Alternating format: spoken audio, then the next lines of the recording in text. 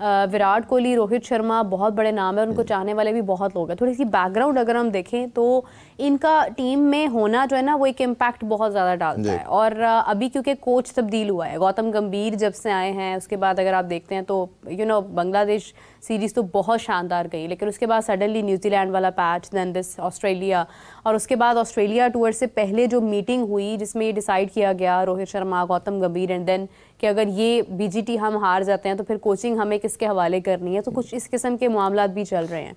So basically Rohit Sharma का team में होना इसलिए भी कुछ इम्पैक्टफुल समझा जाता है बिकॉज अभी T20 में जैसे वो वर्ल्ड कप मतलब लेकर आए हैं, फिर उसके बाद उनका जो एक आगाज़ था 2024 का बहुत शानदार था, लेकिन उसके बाद अब जो सूरत हाल जा रही है, रोहित शर्मा इनफैक्ट ये भी सोर्सेज बता रहे हैं कि शायद वो खुद ही अपनी रिटायरमेंट अनाउंस कर दें। तो वही है कि विराट कोहली और रोहित शर्मा को शायद रखा भी जा रहा है टीम में, may be they don't want to play but they are considered to play क्योंकि एक इम्पैक्ट है उनका। But on the other side मेरा रखा इसी वजह से जा रहा है कि वो खेलना चाह रहे हैं, क्योंकि बहुत बड़े नाम है, परफॉर्मेंसेज हैं, तो उनको सिर्फ मार्जिन दिया जा रहा है। जैसे सचिन तेंदुलकर थे, वो इतना बड़ा नाम था कि बोर्ड इस पोजीशन में नहीं था कि उनको बोर्ड के आप चले जाएं, तो उन्होंने फिर वो लास्ट वर्ल्ड कप 2011 का खेला और उसके बाद चले गए। आल्दो के T20 में और टेस्ट में तो वो उस तरह की परफॉर्मेंस उनकी नहीं थी, बट फिर भी उनको थोड़ा सा कंटिन्यू किया गया और इनको भी वही पॉसिबिलिटी दी जा रही है। मेरा अपने ज़ाती राय के अंदर जब इन्होंने ये T20 वर्ल्ड कप जीता था तो that was the ideal time. उस टाइम के साथ ये हर फॉर्मेट से रिटायरमेंट ले लेते तो इनके लिए एक बहुत अच्छा हैप्पी फेयरवेल होना था, एक वर्ल्ड कप की विक्ट्री के साथ हो जाना था। कोहली ने तो 2011 का वर्ल्ड कप भी टीम का पार्ट थे, तो एक कैरियर के अंदर ये था कि world cup to world cup का जर्नी। और ये 2024 का जो वर्ल्ड कप था ये भी विराट कोहली के लिए एक बहुत शानदार था बिकॉज उन्होंने लास्ट में जिस तरह से रन्स किए थे, विन-विन सिचुएशन थी दोनों तरफ से। लेकिन चलें, अब खैर बैड पैच है, बट एक चीज़ है इसके अंदर कि जिस तरह से इंसल्ट जो मीडिया कर रहा है, Australian media, that is too much, that is out of the boundary line. I don't know कि why ICC is not taking any stance on this now, क्योंकि एक कमेंटेटर है वो एक प्लेयर को इंसल्ट कर रहा है कमेंट्री के दौरान, फिर आपका जितना भी वहाँ पर जो प्लेयर्स हैं। मीडिया नहीं देखा, सॉरी, आप इंडियन मीडिया देखें। मैं कल और परसों 2-3 दिन से फॉलो कर रहा था, वो अपने प्लेयरों को इतनी ज़्यादा फेयर बैचिंग कर रहे हैं, तो शायद ऑस्ट्रेलियन मीडिया उतनी कर ही नहीं रहा, तो इंडियन मीडिया भी किसी तरह भी कम नहीं है, वो भी अपने प्लेयरों को किसी तरह नहीं माफ कर रहे। लेकिन कमेंटेटर्स तो नहीं कर रहे ना, मतलब एक कमेंटेटर अगर वो इस तरह से ऋषभ पंत के बारे में बात कर रहे हैं तो वो भी नामुनासिब है। And then media, Australian media देखें वो जिस अंदाज में वो बात कर रहे हैं उस अंदाज में शायद इंडिया में तो हो रहा है ना, मतलब इंडिया की तो घर की बात है, वो तो करेंगे। हम पाकिस्तान जब मैच हारता है हमसे ज्यादा बैशिंग कोई नहीं करता है, तो वो तो घर की बात है। बट ऑस्ट्रेलिया अगर इफ दे आर विनिंग तो why don't they keep silent. मतलब उनसे पूछा गया, पहली बात तो ये सवाल ही गलत था कि आपको सिंपैथी नहीं फील हो रही है बुमराह के लिए, और फिर पैट कमिंस का कहना कि नहीं सिंपैथी नहीं हो रही, ऑल्दो वो तारीफ भी कर रहे हैं। आप ऑस्ट्रेलिया के जितने भी प्लेयर्स को पूछेंगे कि उनका फेवरेट प्लेयर कौन है तो वो विराट कोहली का नाम लेते हैं। देर इंस्पायर्ड ऑल्सो, वो इंस्पायर्ड भी बहुत हैं, फिर IPL में भी उनको जाना है आगे। और जब बात आती है ये BGT की तो उस वक्त जो उनका असल चेहरा सामने आता है, जो उनकी नफरत सामने आती है, वो भी एक चीज़ मद्देनजर रखनी चाहिए। और ICC को ये भी देखना चाहिए कि अगर एक प्लेयर्स इस किस्म के कुछ जो एक्शंस कर रहे हैं, अपनी बॉडी जेस्चर्स जो दे रहे हैं, आरंट दे प्रोवोकिंग, क्या वो गलत नहीं है? मतलब if you are labelling someone on the sledging कि किसी को किसी ने पुश कर दिया या किसी ने ये बोल दिया, यहाँ पर स्लेजिंग हो गई है, तो why there is no code of conduct on that action जो एग्जैक्टली प्लेयर्स उस वक्त कर रहे थे? देखें, दोनों तरफ से है। ऑस्ट्रेलियन तो शुरू से रिनाउंड है इस तरह की स्लेजिंग के लिहाज से, बॉडी जेस्चर के लिहाज से, एग्रेशन के लिहाज से। इनको एक किस्म का कह रहे हैं कि वो विराट कोहली ने हाथ पकड़ा दिया ऐसी चीज़ करने के लिए, जो उन्होंने वो उनके ओपनर कोस्टास के साथ किया, उसके बाद वो एक रिवेंज वाला जैसे होता है ना एलिमेंट, वो आपकी बात से मैं 100% एग्री कर रहा हूँ कि जो कमेंटेटर है उसका रोल डिफरेंट है, मीडिया का रोल डिफरेंट है, वो रिगार्डलेस के जिसने जो गलती की। और विराट कोहली तो खुद एक इतना बड़ा नाम, इतना बड़ा आइकॉनिक प्लेयर है कि उसको तो ऐसी चीज़ें, करोड़ों बच्चों के लिए वो रोल मॉडल है, नॉट ओनली फॉर इंडिया बल्कि पूरी दुनिया के लिए। जिस तरह उस बच्चे का इंटरव्यू दिखा रहे थे कि वो कहता था कि अगर दुनिया में आपको 3 बंदों को कॉल करनी पड़े तो उसमें से एक उसने कोहली का भी नाम लिया था। जब आपका रोल मॉडल ही आके आपको शोल्डर मारेगा तो ऑब्वियसली एक मैसेज दुनिया को आप क्या दे रहे हैं। तो ये मिस्टेक चाहे वो डिफीट के डर से थी या जो भी रीज़न था, तो विराट कोहली से तो हुई, तो ये उनको एक मार्जिन दिया आपने खुद, और ऑस्ट्रेलिया ने उसको फिर कैपिटलाइज करते हुए, क्योंकि वो बाय नेचर उनके लोग इसी तरह अग्रेसिव हैं, वो अग्रेसिव आते हैं, वो बॉडी लैंग्वेज उनकी इसी तरह ही है, वो स्लेजिंग भी करते हैं during the ground. But ground में तो कहीं ना कहीं ये खूबसूरत भी दिखता है। ग्राउंड में इसलिए खूबसूरत दिखता है कि थोड़ा एग्रेशन नज़र आता है, ज़रा मज़ा आता है, आपका इंटरेस्ट लाइव रहता है। But out of the ground commentator के पॉइंट ऑफ बात करें, मीडिया के पार्ट में बात करें, तो एक डिसिप्लिनरी आपको बात करनी या बैलेंस बात करनी चाहिए, और जिसमें किसी का इंसल्टिंग एटीट्यूड नहीं होना चाहिए, उससे मैं 100% एग्री करता हूँ।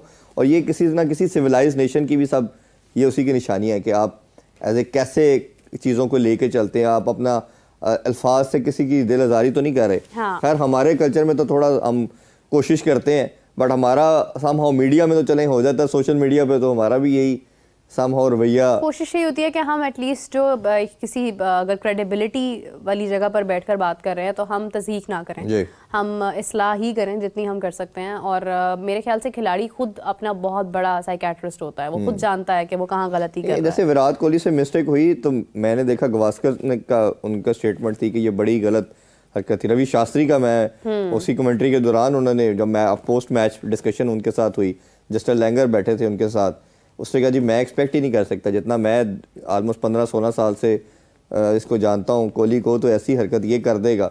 तो सबके लिए वो बड़ा एम्बैरसिंग था। इवन देखें ना, जब हम बात करते हैं कि आपका एक प्लेयर आपका एम्बेसडर भी है, और वो उनकी एक एक्ट ने सारों को एम्बैरस कर दिया। वो जितने उनके साथी कमेंटेटर थे, उनके जो सीनियर थे, वो भी उनको भी अपोलोजाइज करना पड़ा। वो भी ज़रा उस चीज़ को लेके उनके पास अल्फाज नहीं थे किस तरह हम इसको एक्सप्लेन करें, तो उनको आपने खुद एक अपॉर्चुनिटी दे दी आपके खिलाफ बात करने के लिहाज से।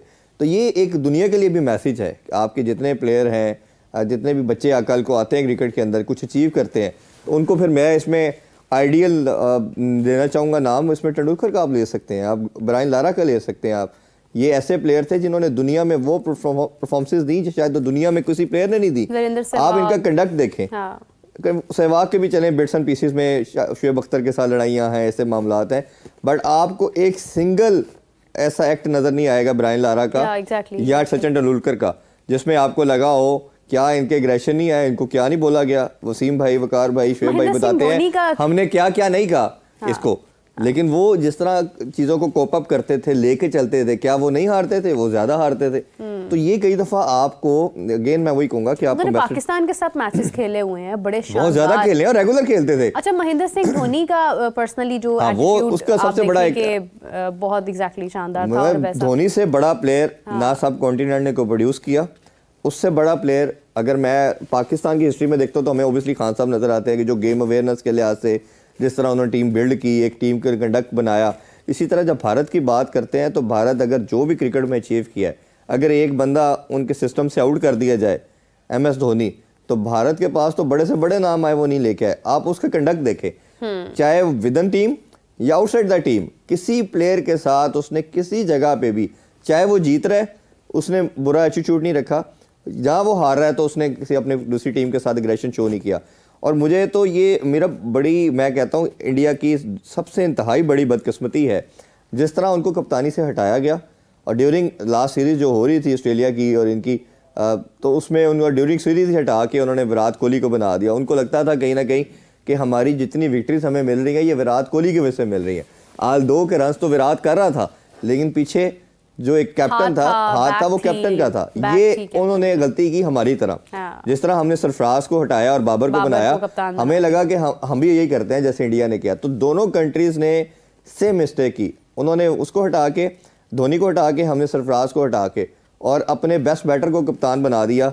और हमें लगा कि शायद ये जो बैटर है ये हमें सब कुछ जिता भी रहा है और जिताएगा भी। और देखें हम दोनों क्लैप्स करके कंट्री।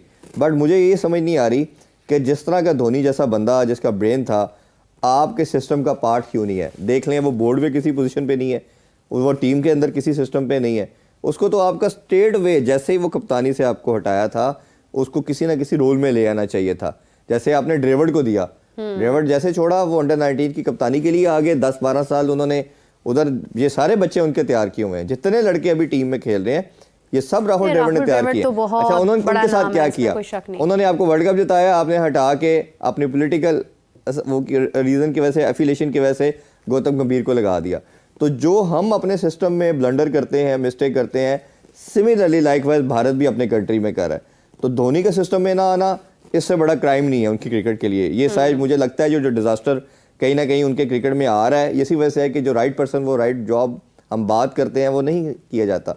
इसी तरह हमारे सिस्टम में भी कुछ ऐसे लोगों को इंडक्ट किया गया जिनकी जगह नहीं बनती थी, वो आके प्रॉब्लम। अब जैसे देखें आकिब जावेद थोड़ा सा राइट बंदा नजर आया ना सारी ऑप्शन में से, आपको रिजल्ट मिलना शुरू हो गया ना, इतना सा डिफरेंस होता है। आप किसी नाड़ी को लगा देंगे जो ईगो रखता है या जिसको काम अच्छे तरीके से नहीं आता, वो सारा सिस्टम आपका डिस्ट्रॉय कर देगा। मतलब ये ना कि जरूरी नहीं है अगर कोई प्लेयर अच्छा है तो कप्तान अच्छा होगा, अगर कोई कप्तान अच्छा है तो वो प्लेयर अच्छा होगा। यहाँ पर तो ऐसे ऐसे लोग भी खैर हमें नजर आते हैं जो ना कप्तान अच्छे होते हैं ना प्लेयर अच्छे होते हैं। अच्छा, जाते हुए एक सवाल जो है मैं आपसे करना चाहूँगी कि क्योंकि इस वक्त रोहित शर्मा की कैप्टनसी पर बहुत बात हो रही है और दूसरी जानिब शान मसूद की कैप्टनसी पर बहुत बात हो रही है, दोनों के ऊपर सवाल है कि पाकिस्तान में शान मसूद अगर कैप्टन नहीं होते हैं टेस्ट में तो कौन बेहतर कप्तान आपको लगता है कि ये होना चाहिए, और ये सेम गोज विद इंडिया कि अगर रोहित शर्मा कप्तान नहीं होते हैं तो फिर कैप्टन किसको होना चाहिए?